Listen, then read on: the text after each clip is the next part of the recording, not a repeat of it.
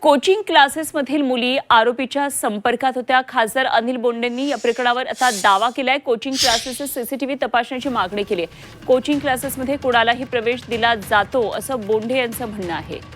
तर या प्रकरणामध्ये खासदार बोंडेंनी पुन्हा एकदा नवा हा दावा केलाय. जेवढे कोणते कोचिंग क्लासेस आहे त्या कोचिंग क्लासेसचे सीसीटीव्ही फुटेज तपासा. त्यांच्या मालकांना निश्चितपणे चौकशीसाठी बोलवा, ताब्यात घ्या आणि कोणत्या कोणत्या ऍडमिशन घेतलेले आहे, त्यांचं क्वालिफिकेशन काय आहे, कोणते कोणते ग्रुप बनवलेले आहे. कारण की या माध्यमातून या मुली संपर्कात आलेल्या आहे.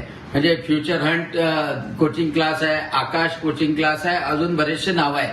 ते या कोचिंग क्लासेसच्या माध्यमातून साध्या ट्युशन असले तर त्या टीचरचं लक्ष राहतं, परंतु या कोचिंग क्लासेसमध्ये व्यवसायच एक महत्वाचा झालेला आहे आणि त्या व्यवसायासाठी कोणालाही ऍडमिशन दिल्या जाते, त्यांचे ग्रुप केले जातात आणि त्यामध्ये अवैध विचार करणारे सुद्धा घुसलेले आहे.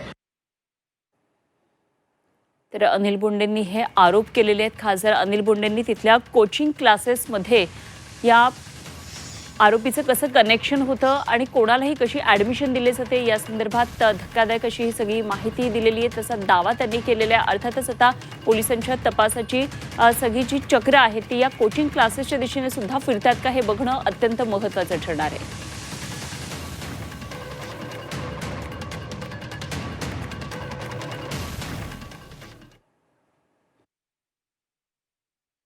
प्रतिक्रिया दिलेली आहे. यशोमती ठाकूर यांची प्रतिक्रिया पाहूया.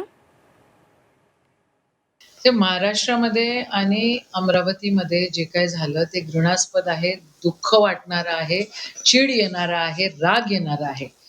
या सगळ्या गोष्टींमध्ये मला एकच ठामपणे म्हणायचं आहे की पीडित महिला ही पीडित महिला असते.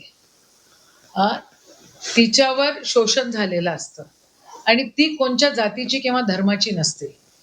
उगाचच लोकांना उचकवून जाती धर्माचं राजकारण त्या ठिकाणी आणून हे भाजपवाले या ठिकाणी दंगली घडवण्याचा प्रयत्न करतायत का? सलोखा बिघडण्यासाठी किंवा धर्मांतर दंगली होण्यासाठी जर प्रोवोकिंग असेल तर हे क्राईम नाहीये का? मग होम मिनिस्ट्री यांच्यावर गुन्हे का नाही दाखल करत, असा माझा प्रश्न त्यांनाच आहे.